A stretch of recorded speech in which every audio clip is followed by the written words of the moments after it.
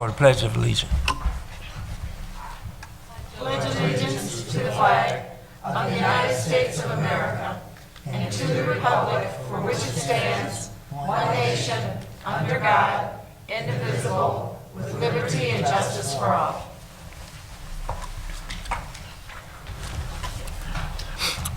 City of Romulus City Council regular meeting for Monday, January 25th, 2016, and the roll will show that all members are present.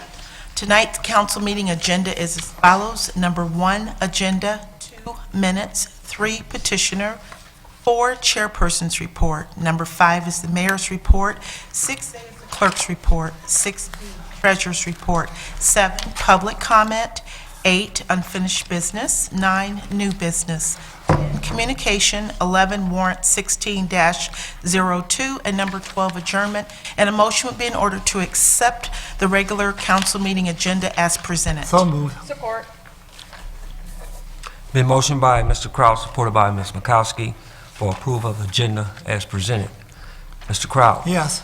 Ms. Makowski. Yes. Ms. Roscoe. Yes. Mr. Wadsworth. Yes. Ms. Choate. Yes. Ms. Abdo. Yes. Chair votes yes, motion approved. Number 2 are the minutes. Line 2A, requesting approval of the minutes from the regular council meeting held January the 11th, 2016. So move for January the 11th, 2016. Support. Motion by Mr. Wadsworth, supported by Ms. Abdo, for approval of the minutes from the regular council meeting held January the 11th, 2016. Mr. Wadsworth. Yes. Ms. Abdo. Yes. Ms. Choate. Yes. Mr. Kraut. Yes. Ms. Makowski. Yes. Ms. Roscoe. Yes. Chair votes yes, minutes approved. Line item 2B, request approval of the minutes from the special council meeting held on Monday, January the 11th, 2016 at 7 o'clock p.m. This was a study session to discuss the restated City of Romulus employee pension ordinance. So moved for approval of the minutes from the special meeting held January 11th, 2016. Support. Been motioned by Ms. Abdo, supported by Ms. Makowski, for the approval of the minutes from the special council meeting held on Monday, January the 11th at 7 p.m. Ms. Abdo. Yes. Ms. Makowski. Yes. Ms. Choate. Yes. Mr. Kraut. Yes. Ms. Roscoe. Yes. Mr. Wadsworth. Yes. Chair votes yes, motion approved. Number 3 is petitioner. Tonight, Mr. Chair and Council, we do have a petitioner on the agenda. We have Mr. Charles Miller. On his petition, it is a request, council resolution to test lead content in the water of homes that have lead pipes. If Mr. Miller can come to the podium. Good evening. Thank you for this opportunity to come here. Excuse me, Mr. Miller, can you please use the handheld mic because that microphone there is not working? Interesting. Thank you.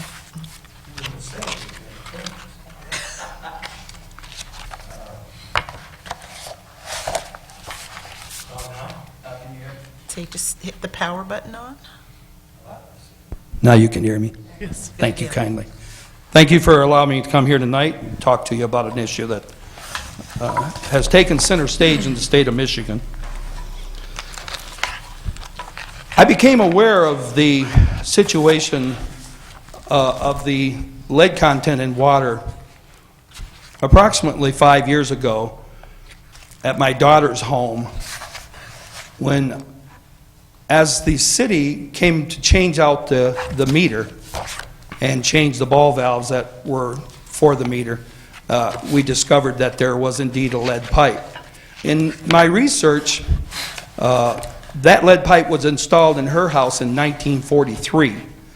The pipe in my house apparently is 1941. My house was built in 1941. At that time, I had a generalized concern about it, but I don't think I really thought the gravity of the situation at that time was of such a nature that I needed to move maybe any further past than an inline filter. And so when I asked the DPW folks, I asked them about the line that comes in from the city's water to the curb box, and the curb box, it belongs to the responsibility of the homeowner and has for a very long time. Lead has been used as water pipes for a very long time. The Romans even used it a long time ago. And so I want to talk a little bit about what led to this point now that the circumstances around Flint have reared its ugly head. I'm going to read a lot of this to you. Normally I don't read stuff, but I want, because of the importance of it, I'd like to read it to you. As many of you know, the situation in Flint has taken national center stage. It has been referred to the poisoning of the children of Flint, Michigan. How the situation and why it came about has been attributed to the central theme, money, and the improper treatment. Mostly money, though. The switching of the water responsibility from the Detroit River system to the Flint River system ultimately gave rise to the vast majority of the problem. The Flint River having been polluted from decades of industrial use. In order to save money in the city that had an appointed manager, appointed by Governor Snyder, with the approval of the city council, although the city council approved it, even if they had not approved it, it still fell under the responsibility of the manager. And so that was just kind of a dog and pony show for the city council people at that time, because the manager was making most of the moves in regards to this.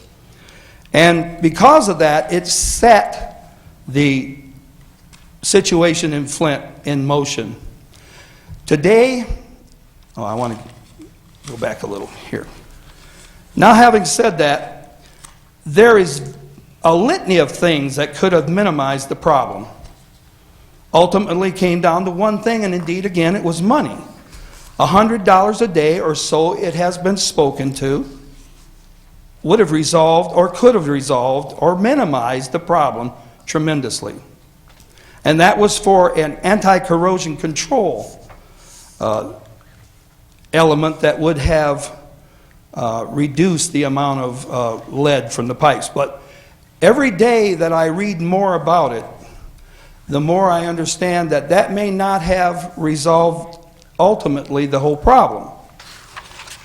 But now the people of Flint, many of them are suffering from very increased levels of lead.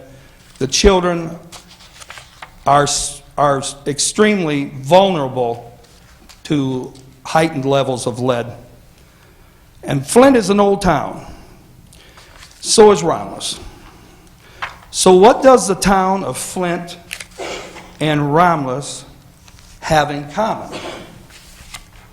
Well, when it comes to the provider for our water, they have nothing in common now.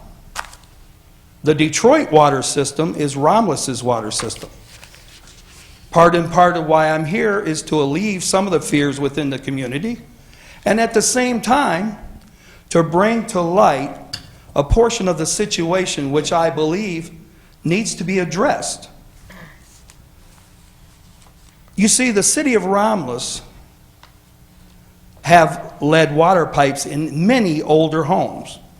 Now, the city's responsibility, and let me say this, in my research, the city has been very proactive in its duties to make sure that the mains that the city is responsible for are correct and done right, and the lead was removed. Some of the joints, they occasionally find one, but the vast majority of the joints have been removed.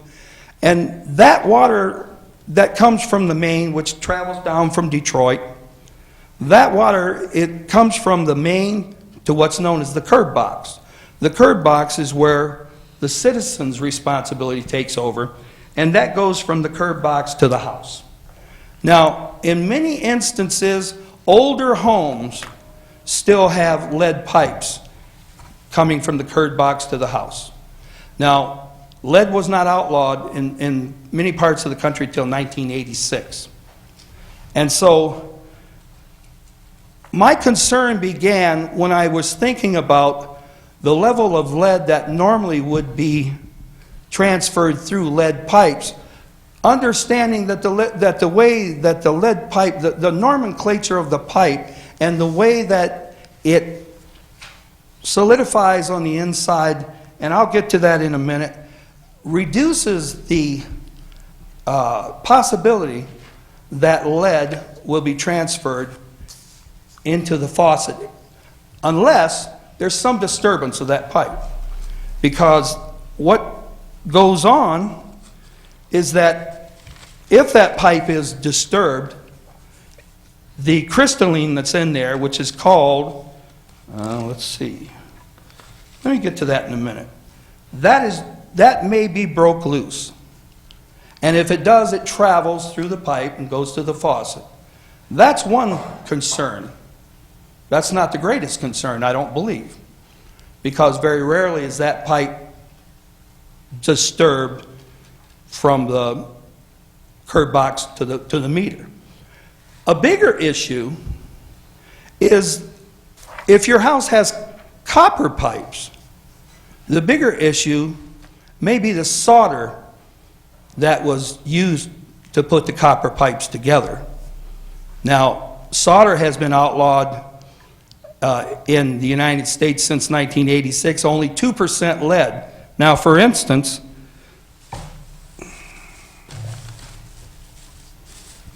and I've brought some things I'd like to show you, show the folks at home, so they can understand where we're going, what you may be able to do, and how you can be satisfied that you're doing the best you can to protect your children in the home.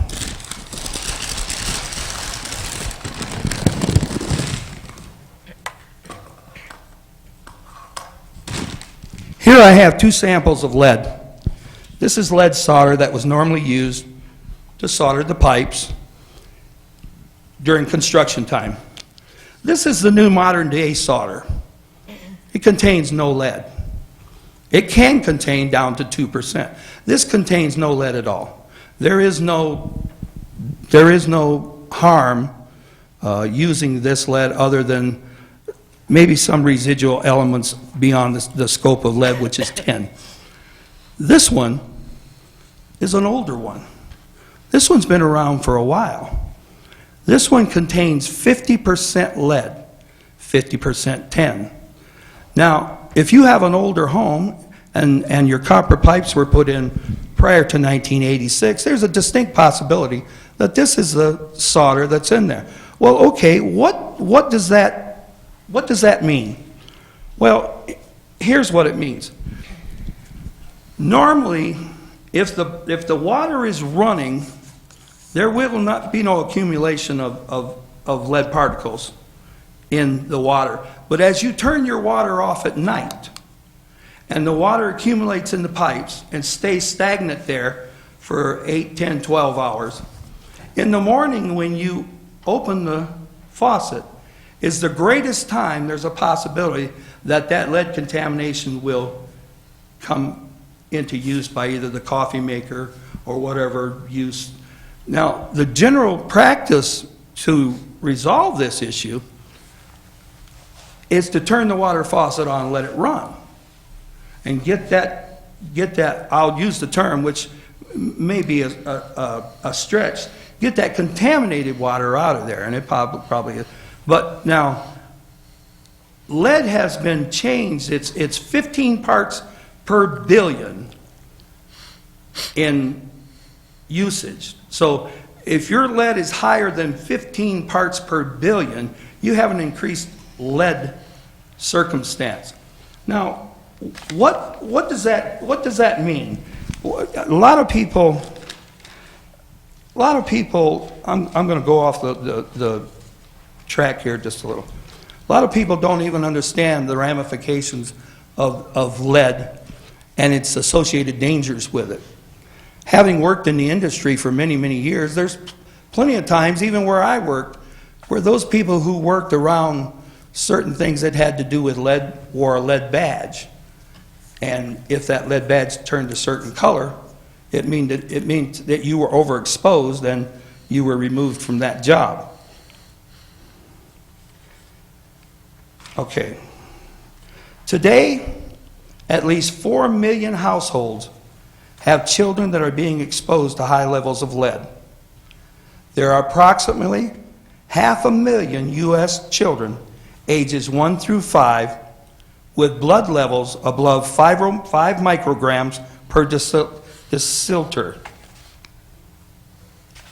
This is the level at which the CDC says it recommends action within the parameters of the public health to be initiated.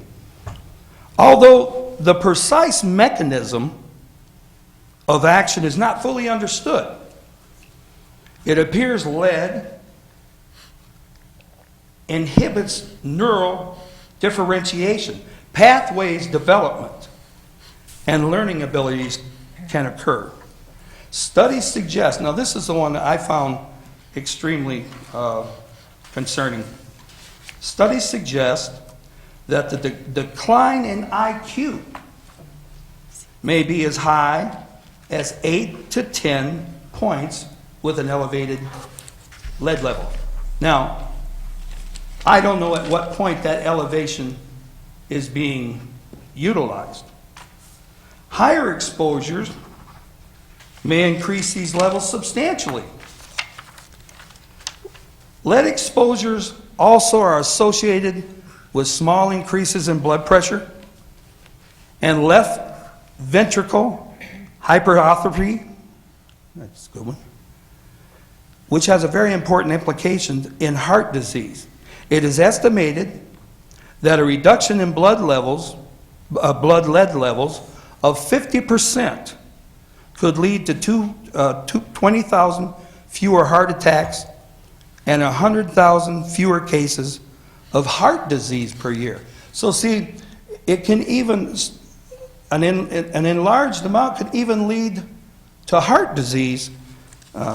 So it also injures kidneys from lead exposure, causing reduced ability to absorb nutrients, increased blood levels of waste chemicals produced by cells, and scarrings of the kidneys. The classic symptom of a high lead exposure in adults is focal palsy and peripheral neuropathy, weakness in the extremities. Wrist drop and foot drop are common presenting signs. A lead-poisoned person often cannot keep the hands extended fully, even for a short period of time. Lead interferes with a variety of body processes and is toxic in many organs and tissues, including the heart, bone, intestine, kidneys, reproductive and nervous system. It interferes with the development of the nervous system and is therefore particularly toxic to children, causing potentially permanent learning and behavior disorders. Symptoms include abdominal pain, confusion, headache, anemia, irritability, and in severe cases, coma and death. Interestingly enough, there was a young lady that was on TV last week, and she was 23 years old, and she had the mental capacity of a 15-year-old because of lead poisoning. That's an example. Okay, so where are we as a city in regards to our water? There's some good news. And the good news is that the Detroit water is clearly less corrosive to lead solder than the Flint River water was, of course. On average, Detroit water is 12 times less corrosive than the Flint River, which no longer is in use. That is, the current Flint River water leaches 12 times more lead to the water than the Detroit water. This explains why the lead in Flint's water is so high on its survey. So I'm here out of a genuine sense of urgency for our children. When I picked up the paper Sunday, just by chance, of course, the paper is filled with the Flint water crisis. And that's been ongoing now, and this is in my opinion, it's just my opinion, this is just the tip of the iceberg. This is just the beginning. And sure enough, lo and behold, water crisis here. They're speaking in reference to Ann Arbor. Now, Ann Arbor has a different circumstance. Ann Arbor has been involved in years with a dioxin plume that is very close to their water source. So the pathogen is different. The mechanism's the same, the contamination. So what I'm here for is to tell residents that I went and purchased this filter, my daughter, and excuse me, this removes 99% of lead. 99% and 96% of mercury. This on sale is $31. It's active up to, let's see, I think it's 1,600. Let's see, I think it's 1,600 glasses of water. And then, the other thing, you can buy a test kit for about $17. That test kit will allow you to take a sample of your water and send it to a lab. That lab will tell you the level of lead or mercury and a few other items in the water. They'll send it back to you, and you can check that with what the national average is through the CDC. Now, if that's elevated, you certainly need to give thought to having one of these or a better one. They even make better ones. This one was, like I said, was only on sale for $31. And those people who have older homes, like my daughters, who have lead pipe in their house, I would highly recommend, if you have small children and you're concerned about your health and your welfare, as I am, I certainly would recommend that I put one of these on my faucet. It's just a filter. It works like it always does. You turn the water on, out it comes. And this is a stopgap measure to prevent any residual lead that might be coming into the house. Now, for those who have copper pipes, same circumstances plays out if the solder was used. But as far as the water in the city of Romulus, the city of Romulus has been very proactive in its welfare of the water coming into us. We don't, they test everywhere, but we don't test at the faucet. That becomes a responsibility of the homeowner. And testing at the faucet is the only way you can get an accurate check on whether or not lead levels in your house, whether it's caused by the pipe coming into the house or the copper and the solder that was used. That's the only way you can tell, is to test it at the faucet. Now, other than that, I would recommend it. Any questions? Covered it well. Covered it well. Covered Good it job. quite well, Mr. Miller. I appreciate it. Very informative. I want to thank everybody. I want to thank the DPW for the fine job they do. I have a question, Chuck. I know they're trying, and like I Yes. say, the city has been very proactive. Ms. So we don't have to worry about our water. All we got to do is worry about our private pipes and solder. And one of these will take care of that, get it tested, get you one of these. I think we're good to go.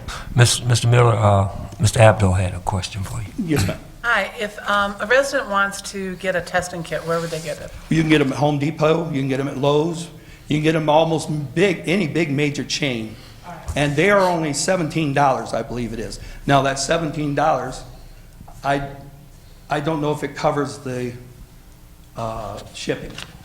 I didn't, You don't know if it covers getting the results? Is that just? no, it covers the results. Okay. Yeah, it will, if you put your sample in there, which is out of the tap, you send it to the lab will, and the lab is certified by the CDC, and it's certified by the federal government.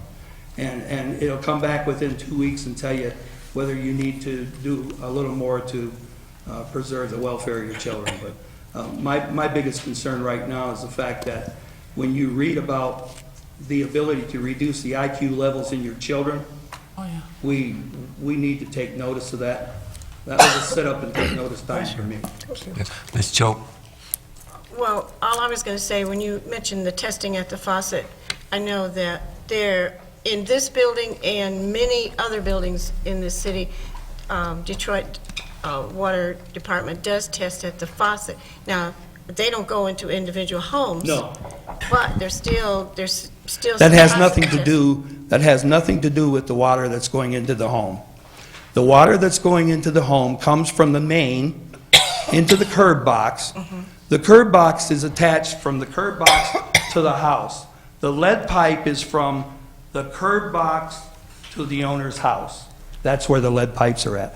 So all the other testing that's done along the way is testing the quality of the water. It's not testing the quality of the water coming out of residents' taps. That has to be done in a totally different fashion. Mr. Barton, Yes, Mr. Wadsworth. are you done, Linda? Yes. If I could direct it to, don't we get volunteer samples from inside a few homes in our city? Actually, yes, we do. Since 1991, You use it.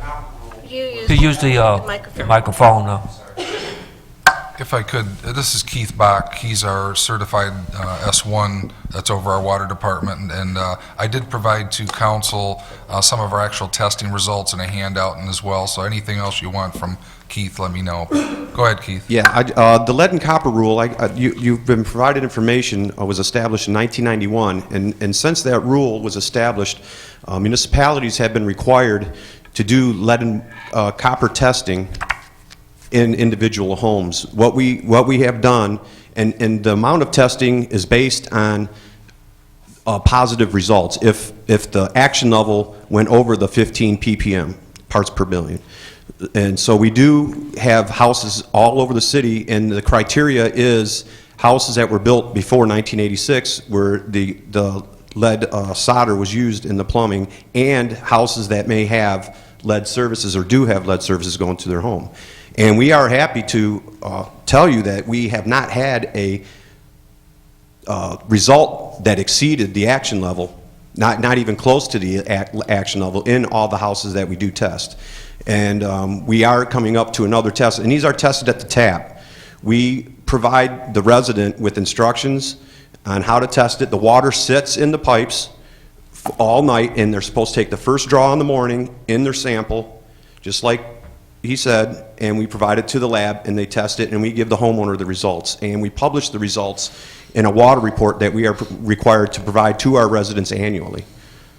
How many homes are you testing? We're testing, I do at the present time believe there's 5 in different areas throughout the city, so they take it in each corner of the city to get a result that they believe is a consensus of the But community. you will agree that those 5 homes are not indicative of the rest of the homes as far as whether or not, I mean, you can make an overall opinion that that's the same everywhere, but it's until you actually test your own water.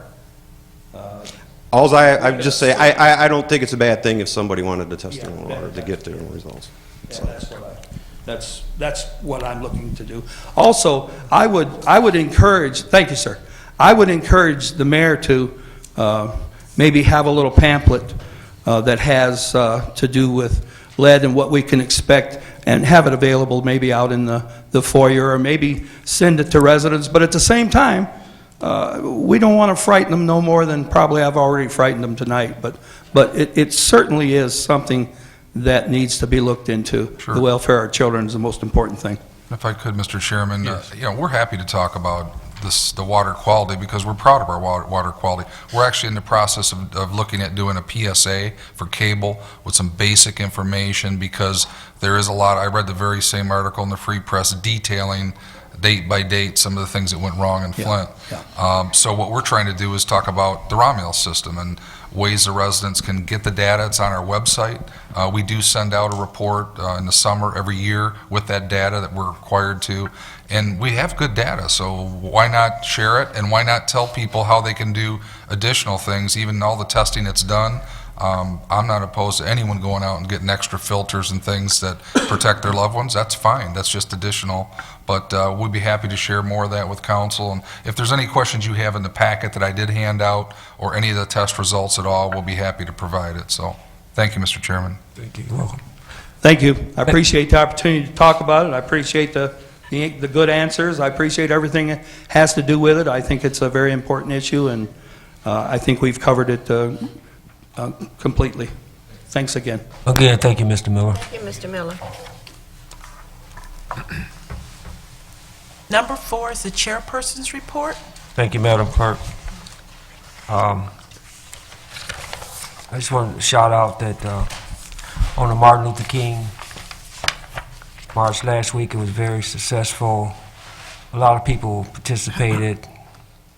Pastor Willis, Clerk Braggs, Treasurer Page, Mayor Burcroft, and many, many other people. I'm sure the clerk will expand on that later down on her report, but it was really well attended and it was really well organized. At this time, I would like, the chair going to recognize Councilman Kraut. Thank you, John. Ms. Martin. I'm making a memorial resolution for Willie Watson, who passed away last Monday. Willie's family moved around this in the 1940s. Willie worked for the DPW. He worked for the city as a inspector. One thing about Willie loved to talk, and he always had a big smile on his face. Support that. I'll support that, and a quick comment also. Okay, supported by Ms. Makowski. I'd like to say something about Mr. Watson also. Mr. Watson, I used to go by his house, and he had like a little club that, you know, card games, play cards and stuff, and he was just always cooking and barbecuing and stuff like that. He was just, him and his wife were very nice people. They'd do anything. I know Watson was involved in the APA for many years. At one time, I think, he was the president, and he really was really concerned about the citizens of Romulus. And you know, he really be missed from the city of Romulus. I understand at one time he was the building inspector for Romulus. He did a good job, and I heard that he named some of the streets in Romulus. Mr. Watson did. He was a very well-respected person. And I met his daughter tonight, and he was a good friend of my brother Doug. They grew up together as teenagers, and they played baseball together and really had a good time in their teenage years. So I just wanted to put that to the people around us, that we lost a very good friend in Willie Watson. Mr. Barton, Mr. Wadsworth. if I could continue on. I first met with Willie back in 1969 when he was working for the city, and I was working for the sheriff's department here in this town.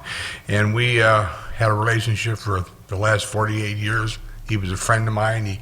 He got involved in my campaigns and helped me, and he cared about this town. He was Romulus true and true, you know, and he unfortunately he left at too early of an age here, but there's no guarantees, and he was my friend. He was a good man, a damn good man. Thank you. you. Mr. Mayor? Just a quick comment. A lot was said that's very true. Mr. Watson was a very good employee of the city, and because of that, I actually have a proclamation, and thank you, Mr. Chairman, for taking that along with the resolution from council tomorrow to the funeral service. I can't make that, but we did. I did officially name tomorrow as his day in the city of Romulus, so we'll have the flags at DPW building lowered in his honor. Thank you. Thank you. Okay. It's been motioned by Mr. Kraut, supported by Ms. Makowski, for a memorial resolution for Mr. Willie Watson. Mr. Kraut? Yes. Ms. Makowski? Yes. Ms. Roscoe? Yes. Mr. Wadsworth? Yes. Ms. Choate? Yes. Ms. Abdo? Yes. Chair votes yes, motion approved. With that, that concludes the chairperson's report. Mr. Chair, I'll make a motion to accept your report. Support. Been motioned by Ms. Roscoe, supported by Ms. Makowski, to accept the chairperson's report. Ms. Roscoe? Yes. Ms. Makowski? Yes. Mr. Wadsworth? Yes. Mr. Kraut? Yes. Ms. Choate? Yes. Ms. Abdo? Yes. Chair votes yes, motion approved, and thank you. Number 5 is the mayor's report. Good evening, council, treasurer, clerk, audience.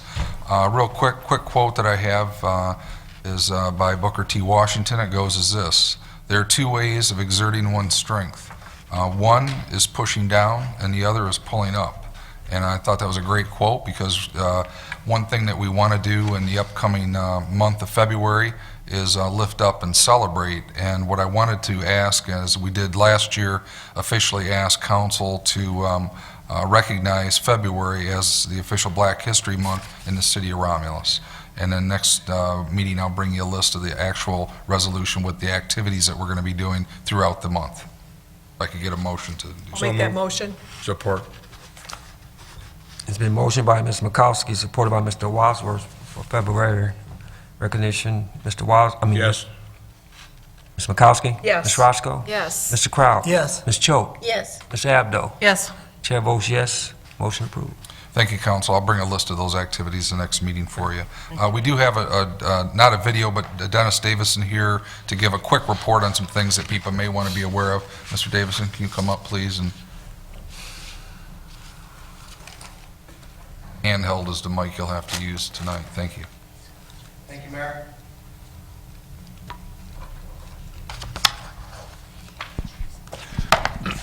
Thank you, Mayor. Good evening, Council, Madam Clerk, Madam Treasurer. We continue to have some exciting events here in the city of Romulus, and we had one this past Saturday night as over 70 people gathered together for a bowling fundraiser for Friends of the Library, and that was put on by the Romulus Chamber of Commerce, and it was quite a good event. And it's like the mayor said, that coming up is Black History Month, and then on Tuesday, February the 9th, is the Soul Food Dinner and Program. Several other activities going on. The library will be showing a film, and the mayor will have a list on that next week. Thursday, February the 23rd, the library is holding a special children's story time out highlighting Rosa Parks. On Monday, February the 29th, is the Romulus Black History Bus Tour, and on Saturday, February 27th, is my birthday.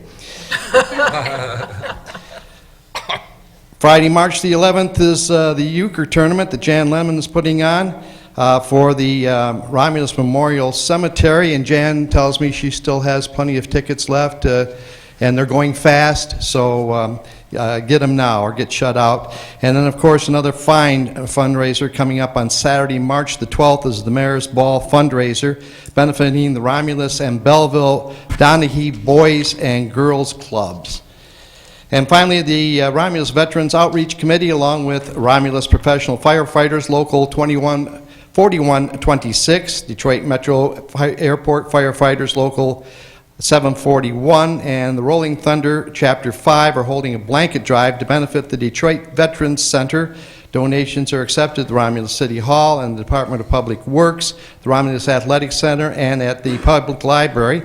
Get your new and gently used blankets, comforters, quilts, afghans, and twin-size sheets in soon, because they are only going to be accepted until Friday, February the 5th. So thank you for your help on that. And remember to stay tuned after this meeting on YouTube and on our cable channel for our complete news show with highlights of last week's Martin Luther King Day celebration. Thank you. Thank you. Thank you, Dennis. I just have really one action item for my report tonight, and that's basically the first item is the request to award bid ITB 15/16-06. That's for the acquisition of a 13.9/14-yard tandem axle dump truck for the City of Romulus DPW to Wolverine Freightliner, Westside Inc. The amount is $133,043, and those funds are coming out of the motor vehicle capital outlay for machinery and equipment. I'll make that motion. Support. Been motioned by Ms. Makowski, supported by Ms. Roscoe, to award the bid ITB 15/16-06 for the acquisition of a 13.9/14-yard tandem axle dump truck for the City of Romulus Department of Public Works to Wolverine Freightliners, excuse me, Westside Incorporated, in the amount of $133,043 for the purchase of the base vehicle as specified.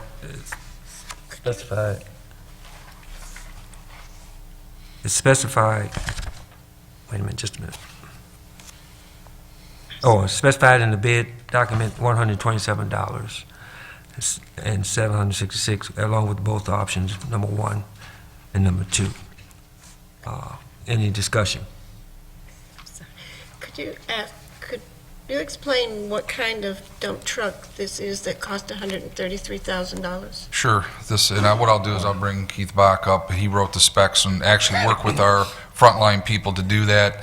This is the big truck that works with our water and sewer crews that are out, which I think the last truck they had is early 80s vehicle. So Keith, can you come up and just give a quick overview of what this will do for the workers and the residents, please? Hello. Yes, it's a 13-yard tandem axle dump, and it's being specifically used for hauling. It's not outfitted for salt removal or plowing because of the size of it. And we did get a couple options on it. One is a vibrator, and it's a heated box for when you have a water main break in the wintertime. The mud that's really wet that you put in there doesn't freeze in the bottom of the box, because that's an issue when you're fixing a water main break in the winter. So it slides right out, and you can use the vibrator instead of backing the truck up and slamming the tailgate. And like I said, this truck is replacing, I do believe it's an 86 or an 89 that we currently have. It's well needed, and it'll be more or less being used by the water department.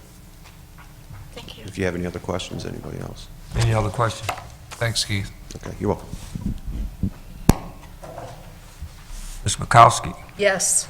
Ms. Roscoe? Yes. Mr. Wadsworth? Yes. Mr. Kraut? Yes. Ms. Choate? Yes. Ms. Abdo? Yes. Chair votes yes, motion approved. Thank you, Council. That concludes my report. Thank you. 6A is the clerk's report. Before I ask for action to be taken on my line items, I just want to comment on the MLK Day program, and I would just like to thank everyone that helped out, that was involved, the committee. The list is too long to try to go down the list, but you know who you are. Just want to thank you. It was very well attended, and we had representation from the state. Even Congressman Conyers took time out of his busy schedule to pay us a visit. We also had the county executive with special remarks, and our own state Representative Erica Geis, and of course comments from our very own mayor and the superintendent. The students were wonderful, and again, we just want to thank everybody, our Romulus Police Department, Fire Department, DPW. It's a collaborative effort for everyone. It's a great community event, and just for us to commemorate and remember those principles of Dr. King. And so again, just thank you, and we look forward to next year. And also, I'd like to comment on Willie Watson. Willie Watson also was an election worker. We're definitely going to miss him. I don't know how long, Linda, it had to be over 20 years, maybe, or less? Well, he became an election worker after he retired from his city position. So I would have to go back and see what year he retired. But he's been here a long time, and just his presence alone, and if you vote at Precinct 1, definitely Mr. Watson was there, and that was his precinct that he loved to work. We're going to miss him. He's always a very positive person, and so we just wish his family, well, and just where our thoughts and prayers are with this family. With that being said, I'm going to move on to my line items on the agenda. And under line item 6A1, Mr. Chair and Council, I handed you just before the meeting and amended, basically, it was a correction to the Romulus Employees Pension Plan. That correction is on page 8. I didn't get this until 5 o'clock from the attorney. She emailed it then, so that's why we handed it to you just before the meeting. And the correction is on page 8, under participant contributions. And basically, the copy that was in your packet had, it's sections B and C, it had that there was 0% for the Teamsters and AFSCME, and the correction is that it's 0% for court participants, and the Teamsters, AFSCME, and the non-union participants are all 1%. 1.0%. So that's the correction there, page 8, sections B and C. So I'd like to bring that to your attention before we ask you to take action. Okay. All right, so therefore, we're asking council for a motion for second reading and final adoption of the restated Romulus Employee Pension Ordinance. So moved, Mr. Chairman. Support. For second reading, final adoption, and the reinstatement of the Romulus Employee Pension Ordinance. A motion by Mr. Wadsworth, supported by Mr. Kraut, for the second reading and final adoption of the reinstated Romulus employee pension. Mr. Wadsworth? Yes. Mr. Kraut? Yes. Ms. Roscoe? Yes. Ms. Makowski? Yes. Ms. Choate? Yes. Ms. Abdo? Yes. Chair votes yes, motion approved. Thank you. Line item 6A2 for second reading and final adoption is Budget Amendment 15/16-4, General Fund. This was introduced at the council meeting of January the 11th, 2016. So moved. Support. A motion by Ms. Makowski, supported by Ms. Roscoe, for second reading and final adoption of the Budget Amendment 15/16-4 in the General Fund. Ms. Makowski? Yes. Ms. Roscoe? Yes. Mr. Wadsworth? Yes. Mr. Kraut? Yes. Ms. Choate? Yes. Abdo? Yes. Chair votes yes, motion approved. Thank you. That concludes the clerk's report. 6B is the treasurer's report. Good evening, council, mayor, clerk, and residents. I have one item under my report, and that's for the City of Romulus investment policy. Back on Monday, December 7th, Mr. Brian Quinn was here. He did a presentation and shared some changes with you about the investment policy. And I know Ms. Makowski had asked to change it from shall to should, or from should to shall, sorry, backwards, which he has done. There's a red line copy in here as well as the new version. And then I also want to let you know that I've been in contact with Stacy Reeves. She is with Plant Moran. And on this final red line copy, she said, I think these changes look great. So that was her approval from Plant Moran. And just wanted to know if you could respectfully asking that you take action on this tonight. Mr. Chair, if I may, I'll make the motion that we approve the City of Romulus investment policy with the improvements that were made based on the December feedback and study session. Support. It's been motioned by Ms. Makowski, supported by Ms. Abdo, for the City of Romulus investment policy with the changes. Ms. Makowski? Yes. Ms. Abdo? Yes. Ms. Choate? Yes. Mr. Kraut? Yes.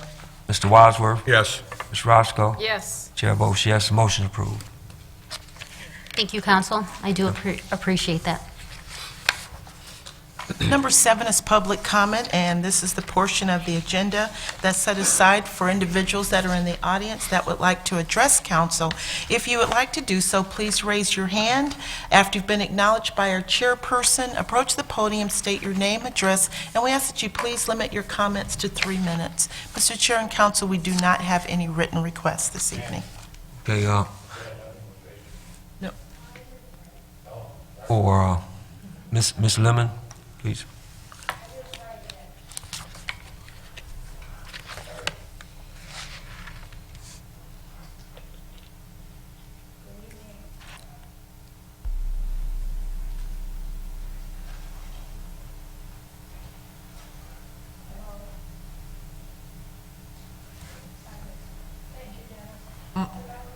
Still not on. Probably Not the on. mute button at the bottom.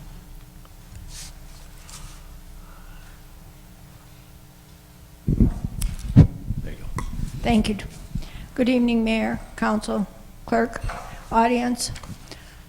First of all, I was raised on well water. I didn't know what city water was till I bought my first house in 1959. I believe in Romulus. There still may be a few houses with well water. What is happening right now in Flint is very sad. If all you remember, I want to say it's been at least 6 months ago, Virginia Williams stood here and told you about this catastrophe that was going on down there. And that did not come to light until recently. I believe the blame game needs to stop. I think they need to get down and find out who knew about this and did nothing. Living in Flint, I have been there many, many times. Anybody could look at that water and know it was not safe water. Why would their city officials want to switch from the Detroit River? We have the safest water. I do not mind paying for my water because I know it's safe and it's clean, and my heart breaks for all those people. Even the houses in Flint, I guarantee you, still have lead in their paint in their walls. Something needs to be done about it, but they have to take the action. Each household has to take action. Let's not blame anyone. Let's get to the bottom of it and let's get it fixed. Okay, now on a lighter note. One person, I had an idea, and it took the cemetery board to agree with me to do this fun night of the euchre tournament. We have the help of the VFW. We're hoping that they will make some money, and we will make some money for this historic Victorian gate that we want at the old entrance of the cemetery. There's going to be food, there's going to be cards, and there's going to be some good prizes. So we're asking you to please support this benefit. Thank you. Thank you.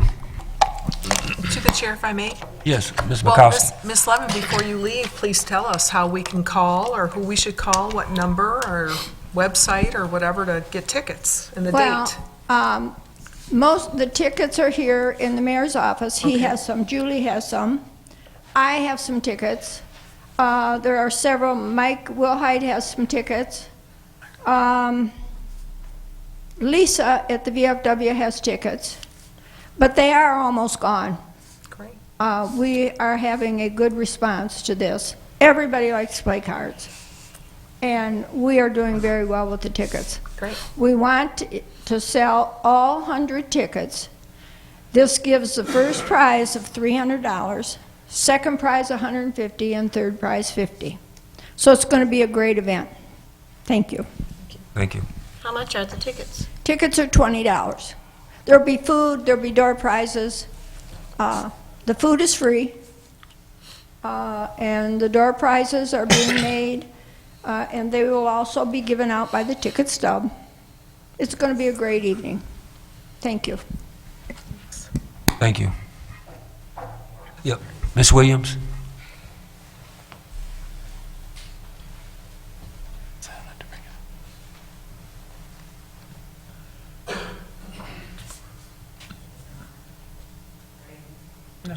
Dennis.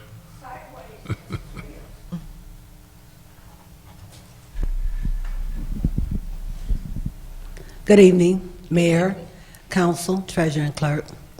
And thank you, Ms. Lemon. Back in 2014, when the Flint residents was crying for help, saying something was wrong with the water, the National Action Network of the Detroit chapter of the National Action Network, we reached out and we went up to Flint and we seen what was wrong. I want to thank every member of council, the mayor, the chief of police, Robert Dickerson, the clerk, the treasurer, every single last person in Romulus, whether it was business folks, the schools, because you believed what was wrong with those folks' water. Jan said you don't play the blame game. You don't have to. The orders come from the top. We're mobilizing a bus. The Congress has invited our governor, Snyder, to Washington on February the 3rd, and we're supporting Flint residents in going to Washington to make sure that they get justice. Something's wrong with you're paying for water, and the water is poison. And it wasn't just the kids, it was seniors, helpless, poor seniors that was affected. We went up, in all the times that we went up, and we have so far delivered over 12,000 cases of water, just from residents and businesses from here in Romulus. And we will continually go up. Our issue to help Flint get results, we need shovels in the ground. Water is good, they need water, but we need shovels in the ground to fix the problem. And the only way we're going to do that is to hold our elected officials in Lansing accountable.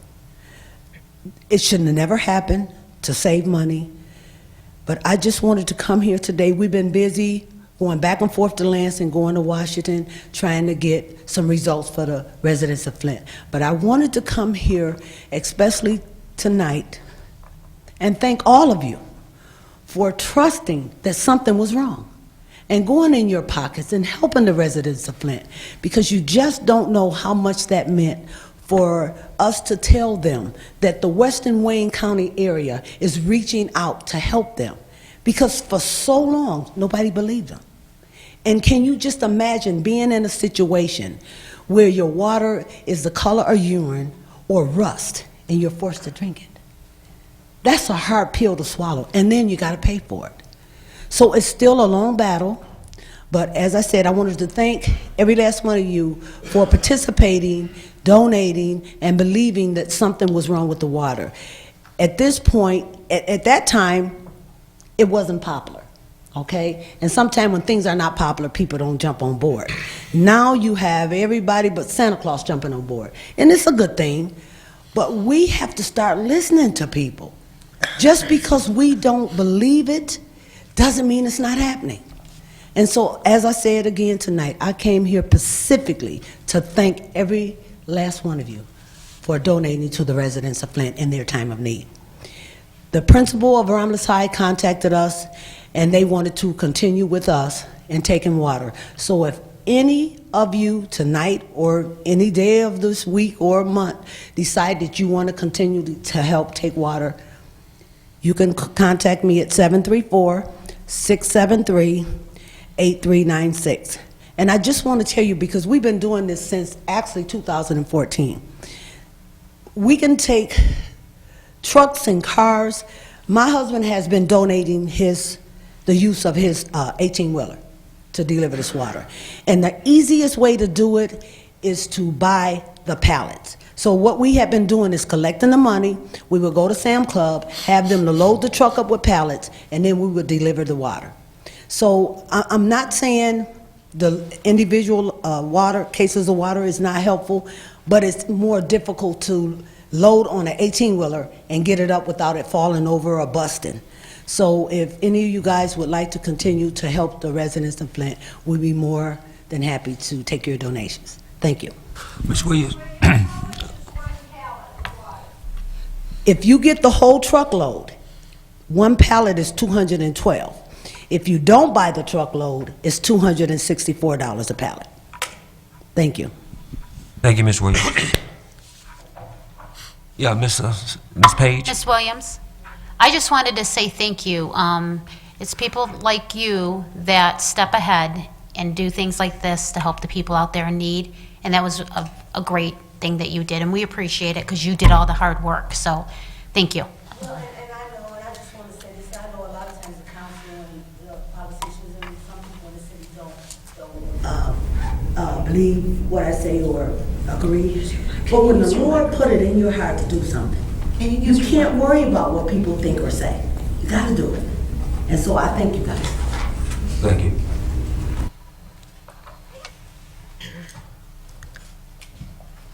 Sharon? Yeah, Ms. Butch.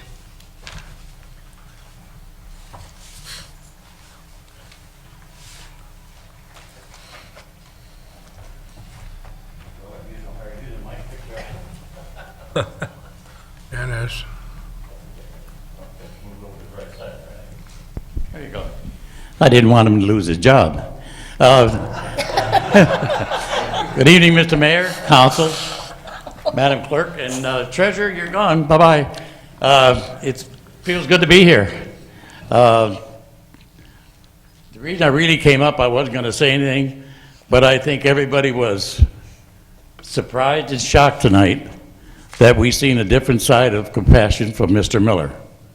Because he's always coming up, and I show everybody is, oh, there's Miller again. Oh, there's this, there's that. But you got to admit, you've seen a different side tonight. I'm a friend of his. I'm a friend of all of you. But I had to say that. The other thing I had to say is I haven't been around because personal things, but I had an experience with the fire department. I'd gone shopping, came home, put the bags of stuff on my counter, started to see smoking house. And I couldn't find out where it was coming from. I looked at first before calling 911, and I just couldn't see where. I was thinking, well, maybe it's between the floor and the ceiling because I can't see where it's really billowing out from.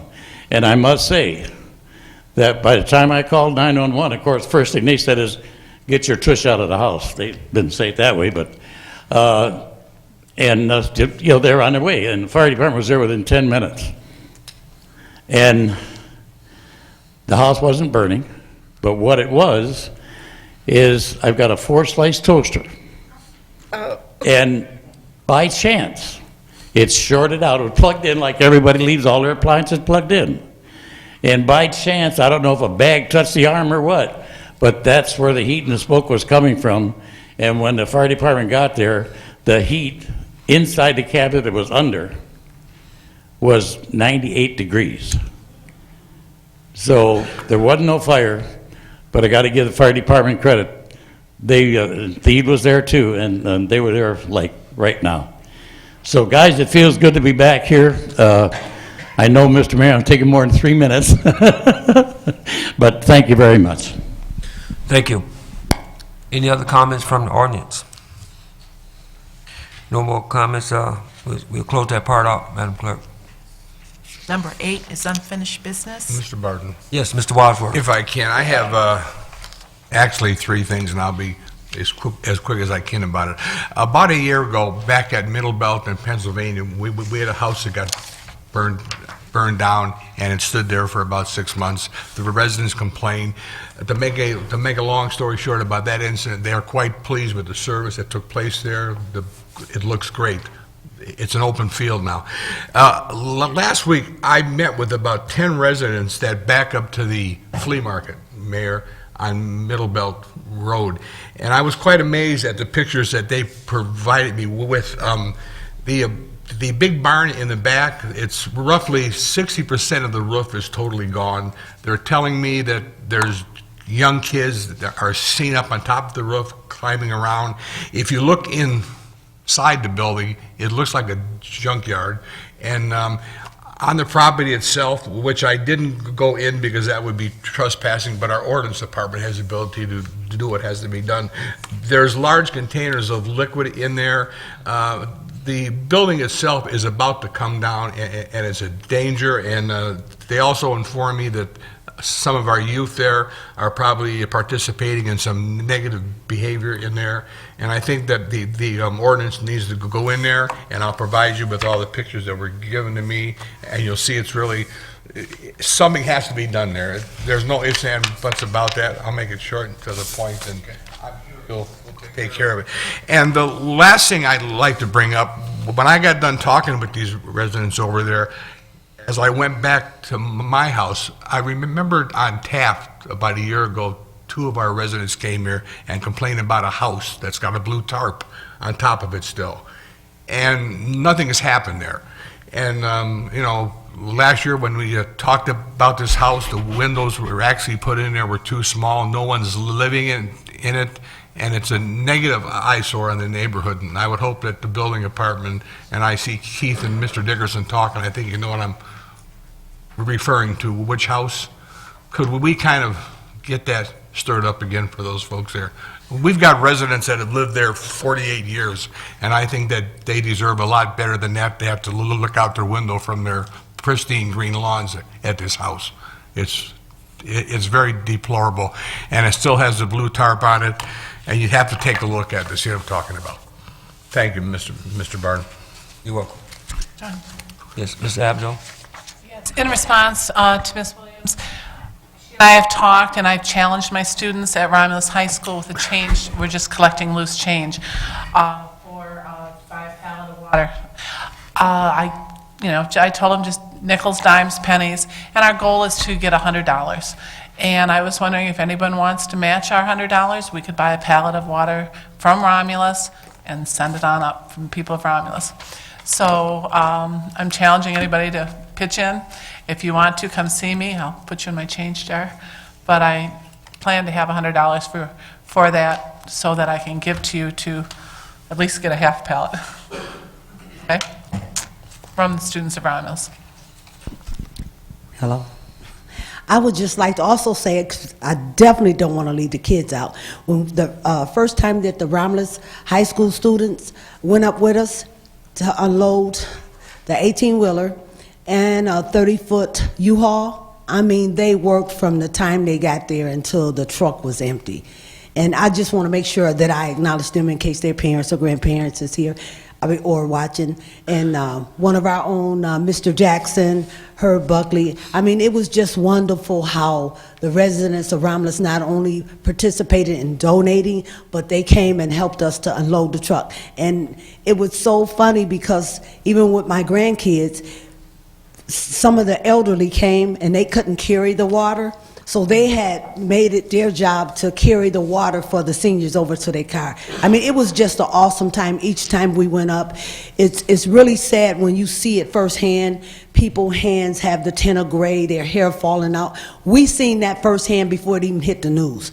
And so it's really a moving and emotional thing for me to make sure the folks in Flint get help with that water.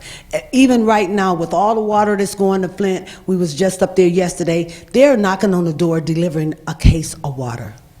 Okay, I mean, they're talking about all of this water that's coming, but they're actually not getting it. And what we do, we make sure the people get it. We don't take it to a certain location. We actually make sure that they get it. And so, thank you, Mr. Barton, for that. Thank you, Mrs. Williams.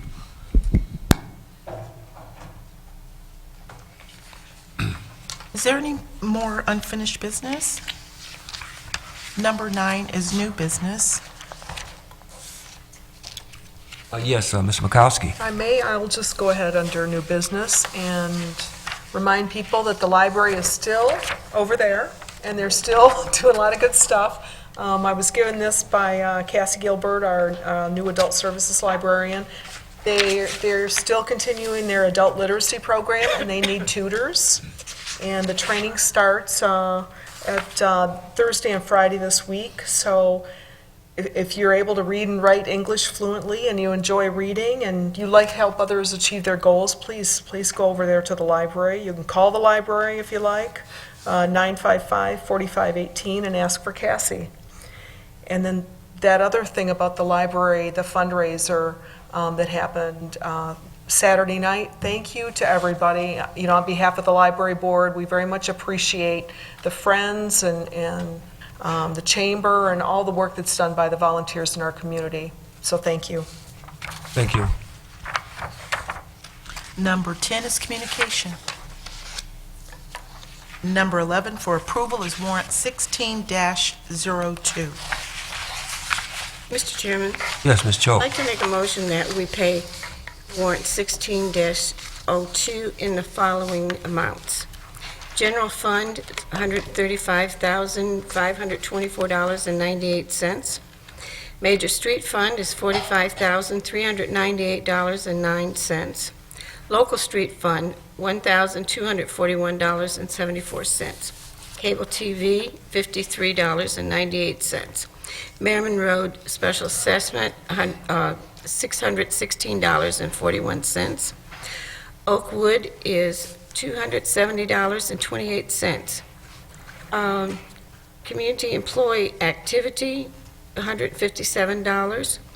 Garbage and Rubbish Collection Fund, $81,438.17.